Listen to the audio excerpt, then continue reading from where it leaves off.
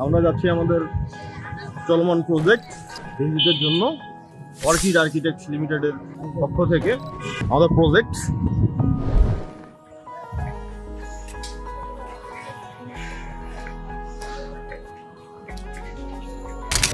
কাউসার ইসলাম বলছি orchid architects লিমিটেডের পক্ষ থেকে।